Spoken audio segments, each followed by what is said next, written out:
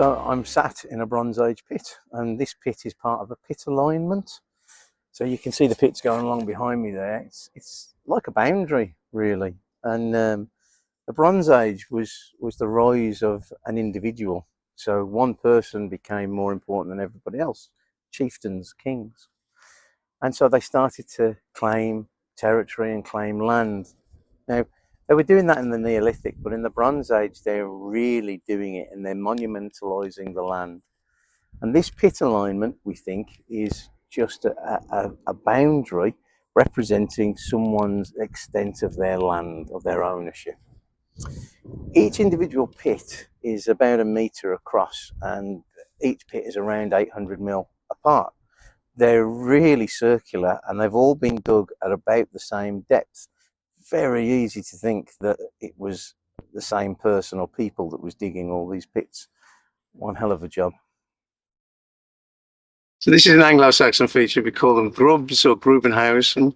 They're basically a hole in the ground, and they had a couple of post holes for a roof and a very simple timber structure around it. They're synonymous with the early Anglo-Saxon period, and they're incredibly rare in this part of the world. This site has a few. I think we've got at least 4, and in this part of Broadway there were 2 others found a couple of years ago, and that's pretty much it for the area. Although in a site at Fladbury we've just had some Grubenhausen found, but they're not exactly correct. They're not like this. These are the classic SFB, sunken floored buildings. So we're in the Roman cemetery, and there are a lot of graves. A lot of graves are dug at various levels as well. Several of them are dug very, very deeply. Some have got a stone lining. And the burial tradition in the Roman period alters all the time. Some remains are buried with the head decapitated and at the feet. Some are face down with the hands tied. Some are pushed over to the side of the grave, so there's something in the grave with them that doesn't archaeologically survive, flowers or food perhaps. One thing that is interesting on this site is we haven't got any cremation remains yet. But these graves in particular I think are really interesting because of how deep they are and how much effort would have been put into digging these really deep graves that you don't have to do. Most graves in this area are very shallow, rounded sides, rounded edges, more just like a divot in the ground for someone to be put into. Some of these are in coffins even. We've got nails that have survived. So the interesting thing about this is that there isn't one single burial rite. There isn't one alignment. They're all facing in different directions. So there's more questions than answers at the moment, but we'll be working on finding out what and why they were buried in this particular way over the next couple of months. I mentioned the graves are at various levels. This one was in the topsoil. You can't even see the grave cut. Over here you can see these graves. Again, just a small outline in the ground, but just millimetres under the ground. And this site had been ploughed consistently for generations. The human remains survived. So this is a Neolithic pit. It's got some flint, large amounts of bone, looks like mainly pig, and some pottery in. This is incredibly rare to find a Neolithic pit like this, especially in the context that we're in. There's no occupation evidence around. It's just a pit, like they've been here having a little feast for a night or two, almost like camping, really. When I say it's rare, I've not got any other Neolithic pits in the area in the last 8 years. So this is a half-sectioned pit. It looks like it's an Iron Age storage pit, and that would have been used to contain grain usually. But interestingly, in the Iron Age, they also used to put other things into the pits when they were finished with them, and frequently that includes human remains. And there's been 2 pits here sectioned so far, and both have contained human remains. The interesting thing about these pits though is they're not clay lined. Usually storage pits are clay lined. So that doesn't really make an awful lot of sense, but then there's going to be lots of different types of storage pits, and if they're using it only on a yearly basis, then that makes a little bit of sense. When you look across the site, of course, there's over 320 of these storage pits. So it's suggesting that people are here in large numbers or over a large period of time. And that's what it looks like. It's a small amount of people here over a large period of time. So it's been a few months and the site looks very different than it did before. So we've learnt lots of new things and we've managed to change some of our interpretation based on new evidence that we're finding.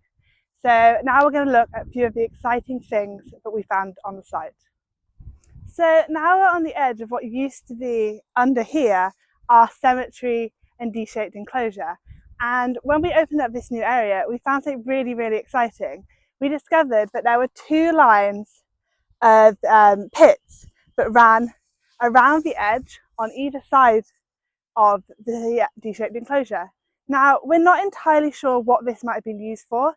One of the theories is that it might have been an avenue or a processional route to get into the enclosure or towards the cemetery. Now, there hasn't been much found in these pits, so hopefully when we do some post-excavation, we'll be able to look at these in a little bit more detail and work out what was going on here.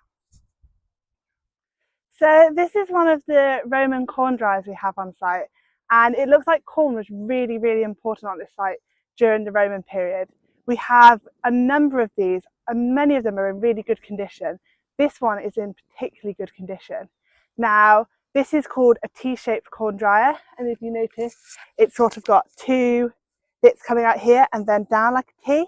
So what would have happened is they would have had heated this up underneath me, and then they would have had planks and stones on top, and your corn would have sat on top of this to dry it out. Now, drying corn was really, really important because they would need to be able to preserve it through the winters. So what they would make sure that they could live through to the next season by making sure they had all of their food preserved, and this is a really key element of that. So one of the most interesting things about this site is the variety of artifacts we've been finding. We've been finding things from the Mesolithic all the way up to the Saxons, and we've been finding kind of nearly every one of those periods in between. So it's really, really exciting to be able to see all these different periods just on this one site.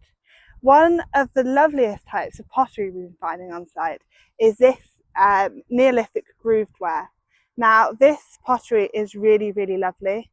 It would have been first made in Orkney at the beginning of the Neolithic, and then the style travelled down into the rest of Britain.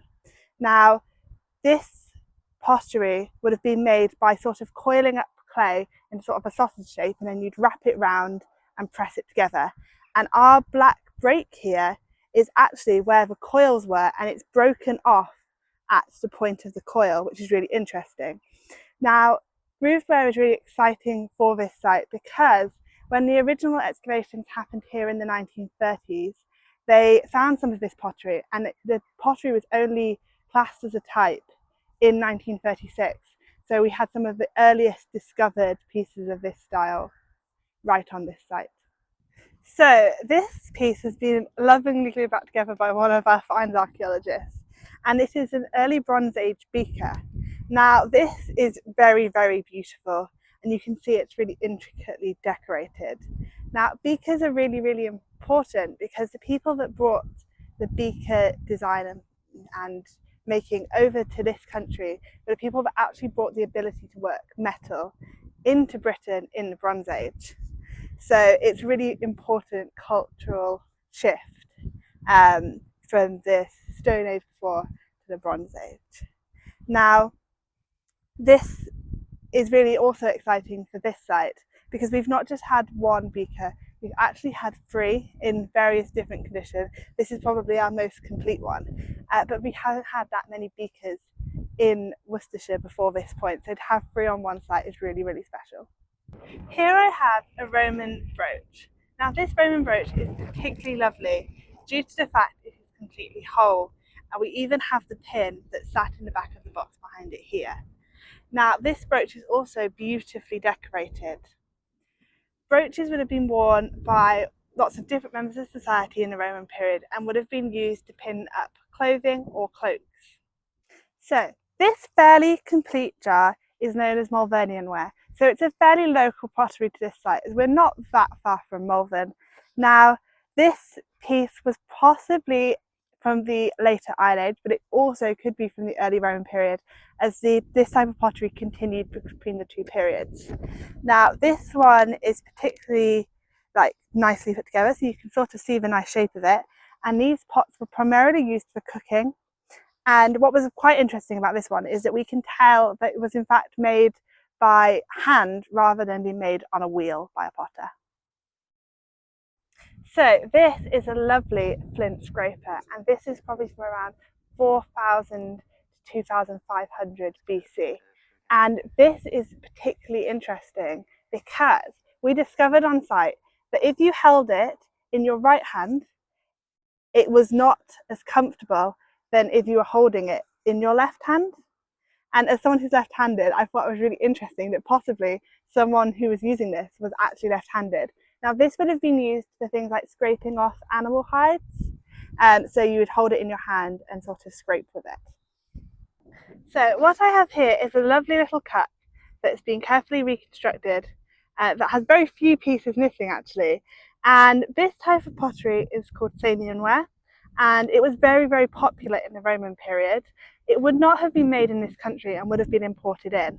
Samian ware was primarily made in Gaul, which is modern day France and parts of Germany.